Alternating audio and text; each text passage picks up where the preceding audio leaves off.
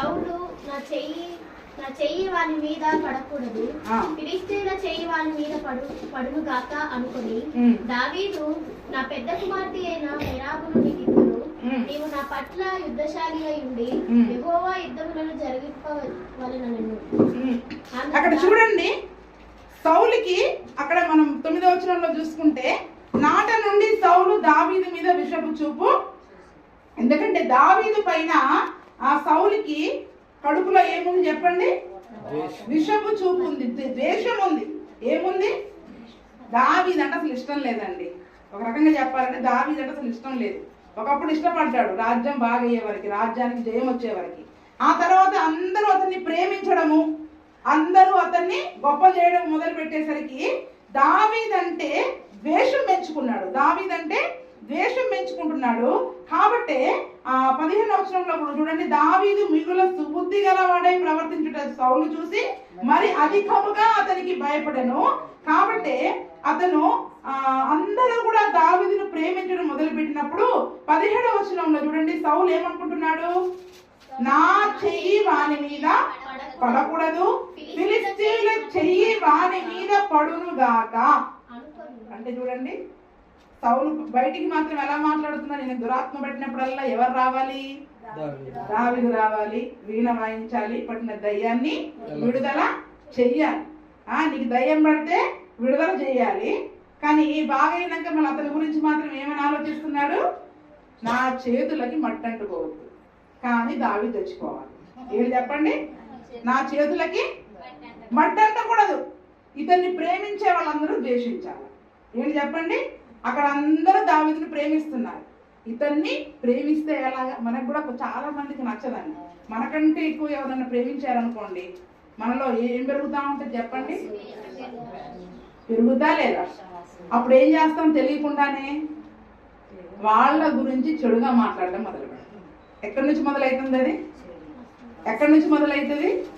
వారిని అందరూ ప్రేమించడం చూసి కడుపులో నా విలువ, నా గౌరవం వాళ్ళకి అలా వెళ్ళిపోతే ఎలాగా? ఇప్పుడు నేను రాజుని, ఈ దేశానికి రాజుని, నేను ఇన్ని యుద్ధాలు చేసి దేవుడు నన్ను అభిషేకించి ఇన్ని యుద్ధాలు చేసి నా రాజ్యాన్ని నిలబెట్టుకుంటే ఒక్క గొల్యాతుని చంపేసరికి దావీదుని గొప్ప చేసేస్తున్నారే.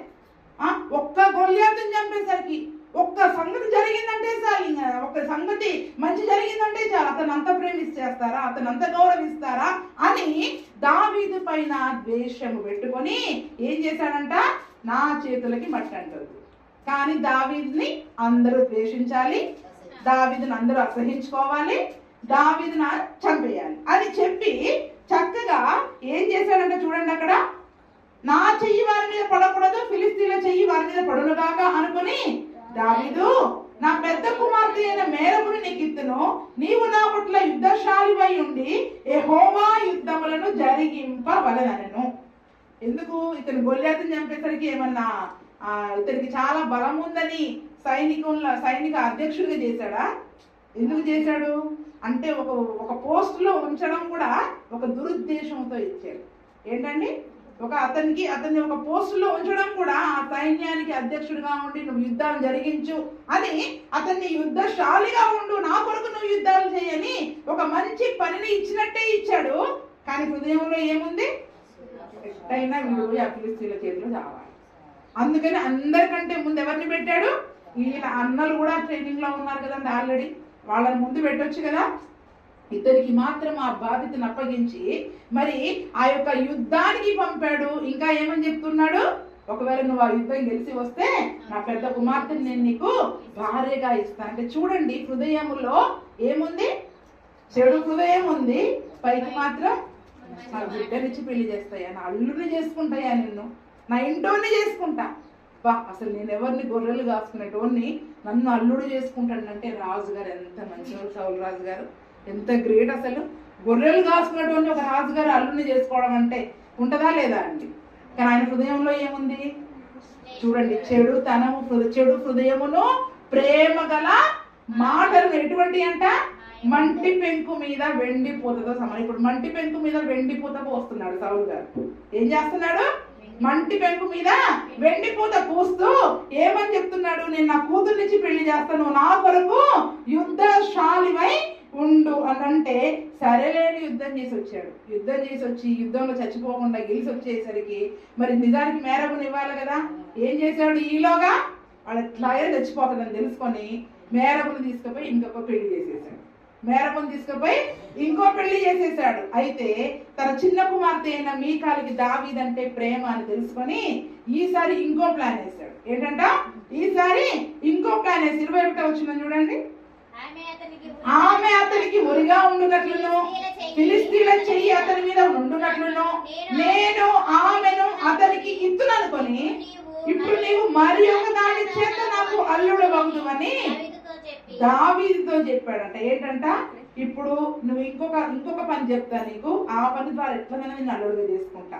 మొదటిదంటే అయిపోయింది అనుకో, ఏదో నేను ఆమెకి పెళ్లి చేసేసాను, కానీ ఇప్పుడు మరి మీకాలు నిన్ను ప్రేమిస్తూ ఉంది కాబట్టి నా కూతుర్ని చేసుకుంటే కూతుర్ని అడ్డం పెట్టుకుని ఎలాగైనా దావీదును చంపవచ్చు, ఏదైనా చేయవచ్చు. కూతుర్ని అడ్డం పెట్టుకుని బెదిరించుకొని ఏదైనా చేయవచ్చు అనుకుని మరి ఆ యొక్క సంగతిని అక్కడ చెబుతూ ఉన్నాడంట. అక్కడ ఇంకొక మాట కూడా ఉంటది చూడండి, 24 వచనం. సౌలు సేవకులు దావీదు పలికిన మాటలు అతనికి తెలియజేసిరి. అందుకు సౌలు ఫిలిష్తీయుల చేత దావీదును పడగొట్టవలనన్న ఏ తాత్పర్యం కలిగి ఉన్నాడంట సౌలు? ఫిలిష్తీయుల చేత దావీదును పడగొట్టాలి, దావీదును చంపేయాలి. ఇతని గురించి ఎవరైతే గొప్పగా మాట్లాడారో వాళ్ళందరూ ఏమనాలి? దావీదు వేస్తామని ఏమనాలి చెప్పండి? దావీదుకు చేత కాదని చెప్పాలి. ఎవరైతే దావీదు గురించి గొప్పగా మాట్లాడారో అదే నోళ్లతో ఏం చేయాలా? మళ్ళీ దావీదు గురించి చెడుగా నేను మాట్లాడించాలా. దావీదుకు చేత కాదు, ఏదో లక్ అదృష్టం కొలది ఆ గొల్లియాతుని చంపాడు, కానీ అంత లేదండి దావీదుకి. ఏం లేదు చెప్పండి? అంత లేదు. ఏదో ఆ ఒక్కటి అలా జరిగింది, కానీ గొల్లియాతుని చంపడానికి ఏదో అదృష్టం మనం అంటాం కదా, ఏదో కలిసి వచ్చి అలా చేశాడు, కానీ నిజానికి అంత లేదు. అంత యుద్ధ నేర్పరేమి కాదు అని ప్రజల చేత చెప్పించాలి, అతన్ని పడగొట్టాలి అన్న తాత్పర్యం గలవాడై అతన్ని అల్లుడిగా చేసుకోవడానికి ఇష్టపడ్డాడండి. నిజానికి ప్రేమతో కాదు, అతని నైపుణ్యాన్ని చూసి కాదు, అతని జ్ఞానాన్ని చూసి కాదు. అంటే ఎంత చెడు హృదయం అని చెప్పండి లోపల. దీనినే కపటం అంటారు. ఏమంటారు చెప్పండి? దీనినే ఇప్పుడు ఉందా లేదా మనలో? చెప్పండి, ఇప్పుడు ఉందా లేదా? మనకి మించి ఒకరిని ఎవరినైనా కాస్త మెచ్చుకుంటే మనకు అస్సలు నచ్చదు.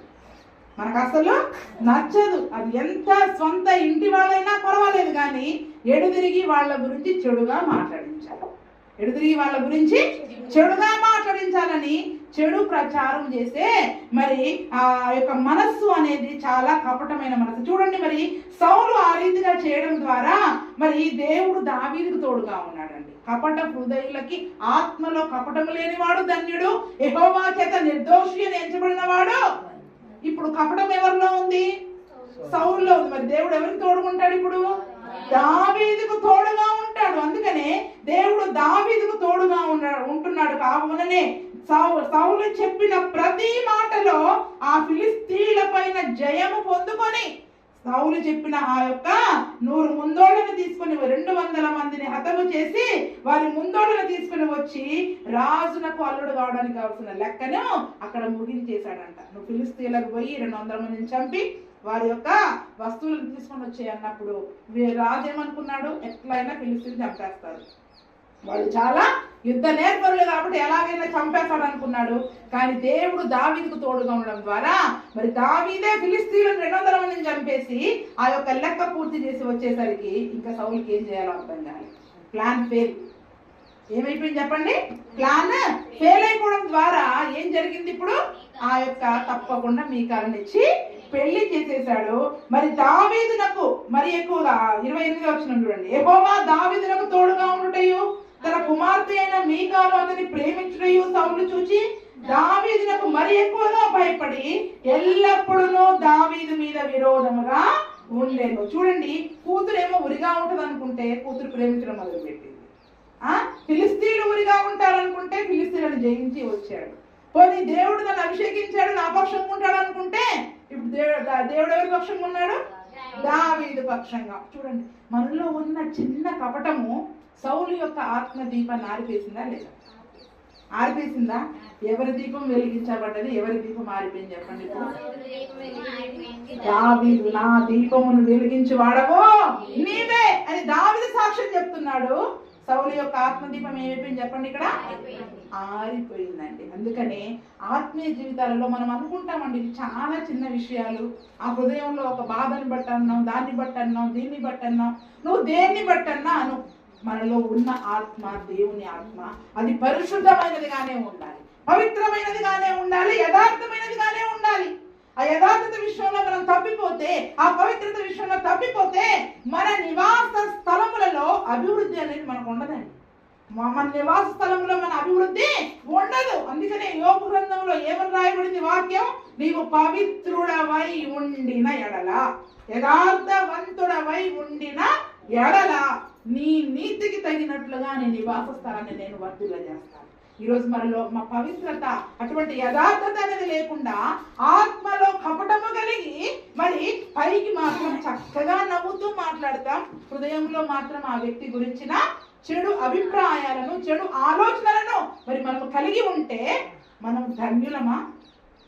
ధన్యులమవుతామా? మరి మనము ఇప్పుడు అందుకని మరి క్రైస్తవ జీవితం అనేది ఇరుకైన మార్గం గుండా మనం వెళ్ళవలసిందండి. కాబట్టి మరి ఇటువంటివన్నీ కూడా చాలా చిన్న విషయాలే. ఆత్మ, దేవుడు పెట్టిన దీపము మన అంతరంద్రియాలన్నిటినీ పరిశీలిస్తుందంట. ఏం చేస్తుందంట? ఆ లైట్, ఆ దీపం లాగా ఆత్మ ఏం చేస్తుంది? మనలో అంతరంగంలో ఉన్న ఒక్కొక్క భాగానికి వెళ్ళి ఈ హృదయం ఎలా ఉంది, ఈ యొక్క మనసు ఎలాగుంది అన్నిటినీ పరీక్షించి ఆత్మలో మనం కపటం కలిగి ఉన్నామా, యథార్థంగా ఉన్నామా పరిశీలించి దేవుడికి చెప్పుద్దా లేదా? మనం చనిపోయాక సాక్ష్యం ఇచ్చేవి ఏంటి చెప్పండి? పరలోకంలోకి వెళ్ళాక ఆత్మ ఏం సాక్ష్యం చెప్తుంది? ఆత్మయు నీళ్లును రక్తమును. యోహాను పత్రికల్లో రాయబడి ఉంది, నీళ్లును రక్తమును ఆత్మయు. సాక్ష్యం ఇచ్చేవాడు ఆత్మయే. మనలో ఉన్న ఆత్మ మన గురించి ఆ ధవళ సింహాసనము దినమున, ఆ తీర్పు దినమున యేసు ప్రభుల వారు ఆశ్రయుడై ఉన్నప్పుడు మన గురించి తీర్పు చెప్తుంది. ఆ తీర్పు కొరకే దేవుడు మన అంతరంగంలో ఆ యొక్క ఆత్మ దీపాన్ని ఆయన వెలిగించాడు. అది మనల్ని పరిశీలిస్తుందన్న విషయాన్ని జ్ఞాపకం ఉంచుకోండి. నాలో ఏమీ లేదండి, నాకు అసలు ఏమీ లేదండి, ఆలోచనే లేదండి, మనకి ఏమీ లేదని నోరు పలుకుతుంది. నీలో ఏముందో నీ ఆత్మ సాక్ష్యం చెప్తా ఉంటుంది. ఏం చెప్తా ఉంటుంది చెప్పండి? అందుకే యథార్థత అనేది ముఖ్యం. యథార్థత అనేది చాలా ముఖ్యం. ఏదన్నా ఉంటే అనేయండి, ఏదన్నా ఉంటే ముఖం మీద అనేయండి, దులుపుకోండి, వెళ్ళిపోండి. అంతేగాని మళ్ళీ మంచిగా ఉండండి. అంతేగాని వారి గురించిన చెడు ఆలోచనలను వారి దగ్గర, వీరి దగ్గర, ఇతరుల దగ్గర, రెండో వ్యక్తుల దగ్గర మాట్లాడి కపటమైన జీవితాన్ని కలిగి మీ ఆత్మను చల్లార్చుకోకండి. మీ ఆత్మీయ జీవితాలను, మీ ఆత్మ దీపాలను ఆర్పుకోకండి, చల్లార్చుకోకండి. ఒకవేళ దేవుడు హెచ్చరిస్తున్నా కూడా అణిచివేసి పెట్టకండి, అణిచివేసి వాటిని పెట్టకండి. అందుకని చెడు హృదయం ఇదంతా కూడా భక్తిహీనతకు సూచన అంట. ఏంటంట? ఇదంతా కూడా అదే సామెతల గ్రంథంలో కింద రాయబడి ఉంది, మనం చదువుకున్నది అంతా భక్తిహీనత. ఆ భక్తిహీనుల కుటుంబం నిస్సంతువైపోతుంది, అది మరి ఏ రకంగా పాడైపోతుంది అనేది కూడా అదే ఇప్పుడు మనం చదువుకున్న సామెతలు 26లో రాయబడి ఉంది. ఇంకొక మాట కూడా మరి మనం చదువుకుందాం. సామెతలు 15:3. మొట్టమొదటిది కపటం ఉండకూడదు. ఆత్మ దీపాలు ఆరిపోకుండా ఉండాలి అంటే మనలో కపటం ఉండకూడదు. రెండవ మాట కూడా చదువుకుందాం. సామెతలు 15:3-4.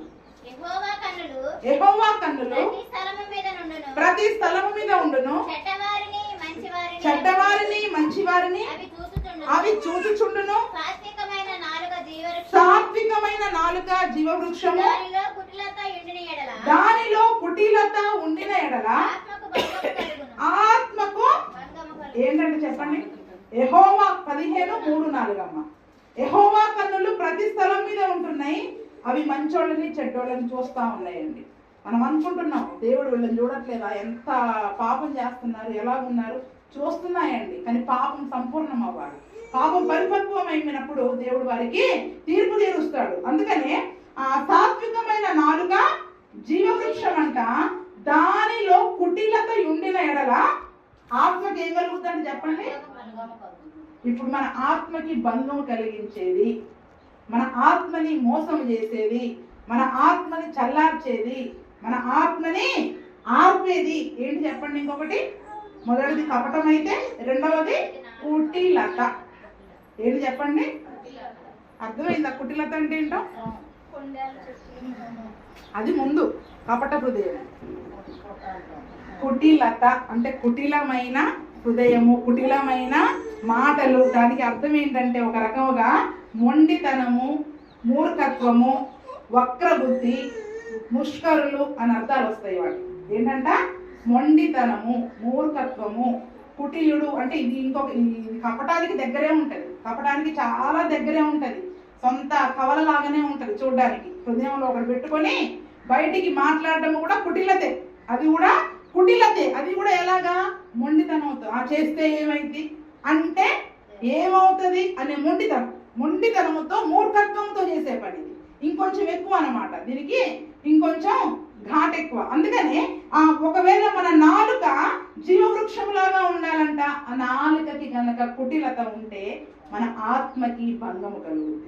మన ఆత్మ చల్లారిపోద్ది. మన ఆత్మ దీపము మరి ఆరిపోయే పరిస్థితుల్లోకి వస్తుంది. చూడండి, నాలుకకి కుటిలత ఉండకూడదంటండి. ఏముండకూడదు? మొండితనంతో ఏమవుతుంది అనే మాటలు మనకి రాకూడదు. ఈ సంగతిని గురించి కూడా మరి కొన్ని విషయాలను మరి మనం ధ్యానం చేసుకుందాం. ఆదికాండము 34:13. ఇది కూడా కపటానికి దగ్గరగానే ఉంటుంది కాబట్టి చూడండి. ఆదికాండం 34:13. అయితే తమ సహోదరి అయిన దీనాను అతడు చెరిపినందున యాకోబు కుమారుడు షెకెముతో అతని తండ్రి అయిన హామోరుతోను కపటముగా ఉత్తరమిచ్చి అదేమనగా, మేము ఈ కార్యము చేయలేము, సున్నతి చేయించుకొనిన వారికి మా సహోదరునికి ఇయ్యలేము, అది మాకు అవమానము మగును. మీలో ప్రతి పురుషుడు సున్నతి పొందిన మావలే నుండిన ఎడల సరే, ఆ పక్షమందు మీ మాటను ఒప్పుకొని మా పిల్లలను మీకు ఇచ్చి మీ పిల్లలను మేము పుచ్చుకొని మీ మధ్య నివసించేదము. అప్పుడు మనము ఏకజనమగుదుము. చాలమ్మా, ఇక్కడ మనం చూసినట్లయితే ఆ ఒక్క మాట చాలు. 13వ వచనములో తమ సహోదరి అయిన దీనావతను చెరిపినందున యాకోబు కుమారులు షెకెముతోనూ అతని తండ్రి అయిన హమోరుతోనూ కపటముగా ఉత్తరమిచ్చి అనిన మాట. అంటే వాళ్ళ హృదయంలో ఒక ఉద్దేశం ఉంది. తన చెల్లెలను పాడు చేసినందుకు వీళ్ళని చంపాలి అన్న కోపం అయితే ఉంది. ఏం కోపం చెప్పండి? చంపాలనే కోపం ఉంది. కానీ యాకోబు ఆపుతున్నాడు. ఏంటంటే, తండ్రి అయిన యాకోబు, మనం పరదేశులముగా పరవాసులుగా ఉన్నాం బాబు, ఇక్కడికి వచ్చి గుడారాలు వేసుకొని ఉన్నాం, వాళ్ళు ఈ ఊరోళ్ళు మొదటి నుంచి ఉన్నారు, ఏదన్నా జరిగితే మళ్ళీ సమస్య అయిపోతుంది, మనకి దేవుని నామానికి అవమానం వస్తుంది. ఆపుతున్నందుకు చివరికి ఏమైపోయిందంట, ఓ పంచాయతీ పెట్టారు. ఏమైంది? పంచాయతీ పెట్టి ఆ శకం ఇంటి వాళ్ళందరినీ కూడా పిలిచినప్పుడు అప్పుడు ఈ యొక్క షిమ్యోను లేవి అనే వాళ్ళు ఏం చేశారంట? కపటముగా ఉత్తరం ఇచ్చారంట. ఏమని? మేము మా కుమార్తెను ఇవ్వమండి, ఎందుకంటే మేము ఇజ్రాయేలీలం, మేము దేవుడు ఏర్పరచుకున్న ప్రజలము, సున్నతి లేని వారికి మా పిల్లలను మేము ఇవ్వము అని, మీరు సున్నతి చేయించుకుంటేనే మా పిల్లల్ని ఇస్తాము, లేకపోతే మేము ఇవ్వము అని బయటికి మాత్రం ఒక మాట చెప్పారు. ఏం చెప్పారు? బయటికి మాత్రం ఒక మాట చెప్పారు. కానీ హృదయంలో ఏముంది? చంపాలనే ఉంది. సరేలే, ఎడుదిరిగి అంటే ఆ షెకెము కుమారుడు ఈ అమ్మాయి అంటే ఇష్టపడ్డాడు కాబట్టి చేయించుకుంటాము అని అందరూ, ఆ ఊరి వాళ్ళందరూ చేయించుకున్నారంట. ఒక్కరి కుటుంబం కాదండి, ఊరోళ్ళందరూ చేయించుకున్నారు. దానికి నిజంగా వాళ్ళు కూడా న్యాయంగానే ఉన్నారు కదండి. వాళ్ళు ఆ ఊరంతా చేయించుకున్నారంట. వాళ్ళు బాధపడుతూ ఉన్న సమయంలో, బలహీనులుగా ఉన్న సమయంలో షిమ్యోను లేవీలు ఏం చేశారు? వెళ్ళి కత్తులు పట్టుకుని వెళ్ళి వాళ్ళందరినీ కూడా చంపేసి వచ్చేసారు. అంటే చూడండి, హృదయంలో ఒక మాటను, ఒక దుష్టత్వాన్ని పెట్టుకుని, చెడుతనాన్ని పెట్టుకొని బయటికి మాత్రం ఎలా మాట్లాడుతున్నారు?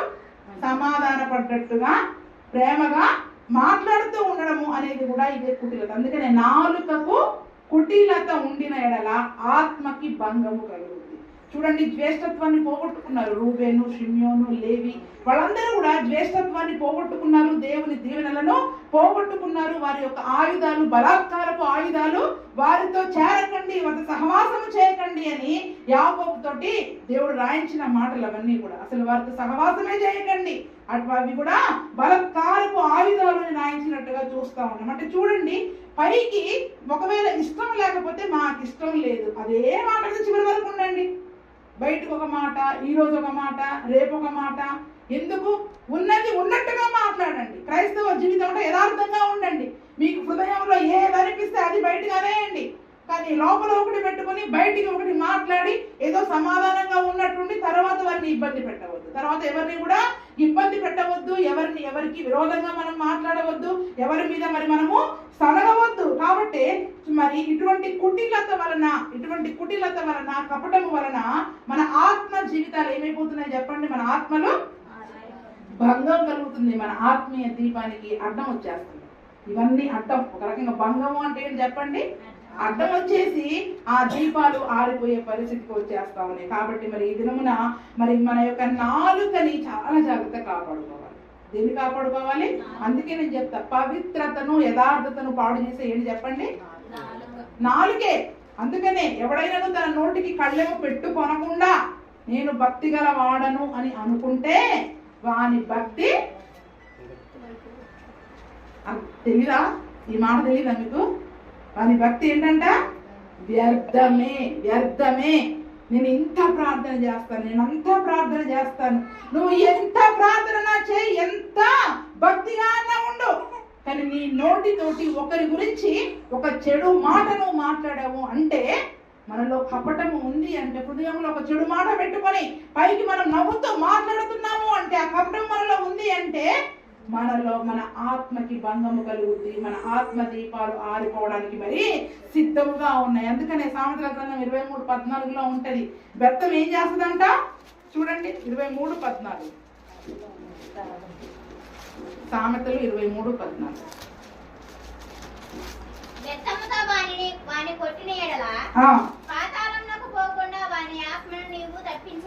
ఇప్పుడు ఇటువంటి వాళ్ళకి ఏం చేయాలంట?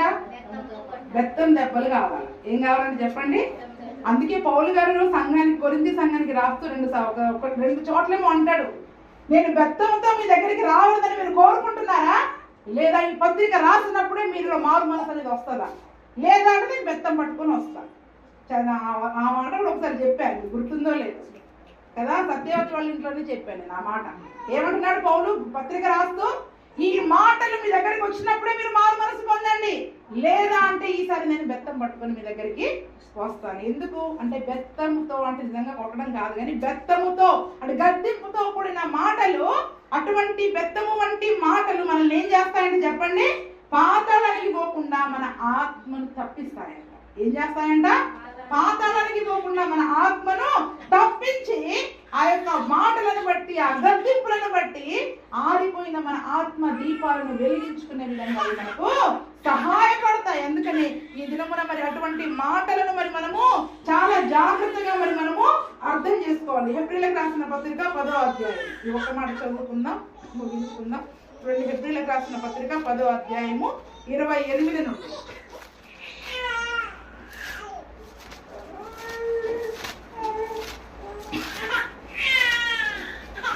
ఎవడైనా మోషే ధర్మశాస్త్రమును నిరాకరించిన ఎడల ఇద్దరు ముగ్గురు సాక్షుల మాట మీద కనికరింపకుండా వారిని చంపించుదురు. ఇట్లుండగా దేవుని కుమారుని పాదములతో త్రొక్కి తాను పరిశుద్ధపరచబడుటకు సాధ్యమైన నిబంధన రక్తమును అపవిత్రమైనదిగా ఎంచి కృప మూలమగు ఆత్మను తిరస్కరించిన వాడు ఎంత ఎక్కువైన దండనకు పాత్రుడుగా ఎంచబడనని మీకు తోచును. ఇక్కడ మనం చూసుకున్నట్లయితే చూడండి, దేవుని కుమారుని పాదములతో త్రొక్కి అంటే ఆయన మాటలు వినకుండా, ఆయన మాటలను నిర్లక్ష్యం చేయడం. ఏంటి చెప్పండి? ఆయన మాటల నిర్లక్ష్యం, పాదంతో తొక్కేసి వెళ్ళిపోతున్నాం అంటే ఏంటి చెప్పండి? వాటిని పట్టించుకోకుండా, పాటించకుండా, వాటిని అసలు కేర్ నాట్ అనకుండా. అందుకనే ఇక్కడ ఉంటది కదా, కుక్కల ముందు పందుల ముందు మీ ముత్యాలను వేయకండి, అవి వాటిని కాళ్ళతో తొక్కి మీ మీదికి పడి అవి మిమ్మల్ని రక్కి వేస్తాయేమో అని కూడా వాక్యం. అంటే విలువ తెలియదు వాటికి, వాటి విలువ ఏంటనేది వాటికి తెలియదు. నిజంగా ఈ వాక్యము, ఈ గద్దింపు మాటలు, బెత్తంతో కూడిన మాటలు ఏంటి అనే విలువ మనకు తెలిస్తే ఆ మాటలను మనం పక్కన పెట్టము, వాటిని తొక్కేసి వెళ్ళిపోమండి. అందుకనే ఏమంటున్నాడు? తాను పరిశుద్ధ పరచబడుటకు సాధనమైన నిబంధన రక్తమును అపవిత్రమైనదిగా ఎంచి, కొద్దిమంది ఏం చేస్తున్నారంట? ఆ యొక్క రక్తాన్ని కూడా అపవిత్రమైనదిగా ఎంచుతూ ఉన్నారు. ఆ కృపకు మూలమగు ఆత్మను తిరస్కరించిన వాడు ఎంత ఎక్కువైన దండనకు పాత్రుడుగా. అంటే ఈ యొక్క యొక్క ఆత్మను మనం తిరస్కరిస్తే, ఆత్మ దీపాన్ని ఆరిపోతున్న ఆ కపటము మనలో ఉన్న, కుటిలత దాని మనలో ఉన్న ఆ వాక్యం మన దగ్గరికి వచ్చినప్పుడు దాన్ని మనం పట్టించుకోకుండా నిర్లక్ష్యం చేసి ఏమైతుంది అనే మొండితనము మూర్ఖత్వముతో మనం ఉంటే గనక ఏమైతుందంట, కృపకు మూలమైన ఆత్మను మనం తిరస్కరిస్తున్నాం అంట. ఈ ఆత్మదీపం ఆరిపోతే కృప ఉండదండి. ఏముండదు చెప్పండి? కృప పోగొట్టుకుంటాం. ఆత్మదీపం ఆరిపోతే, సౌలు ఆత్మదీపం ఆరిపోయింది, కృప పోగొట్టుకున్నాడు. షిమ్యోను యొక్క ఆ రూబేను, షిమ్యోను, లేవీలు ఏం చేశారు? దేవుని కృపను పోగొట్టుకున్నారు. కానీ సంతానమును బట్టి చూస్తే తర్వాత లేవీలను యాజకులుగా దేవుడు ఏర్పాటు చేసుకున్నాడు. కానీ ఆ తర్వాత వారు కృపను పోగొట్టుకున్న వాళ్ళే.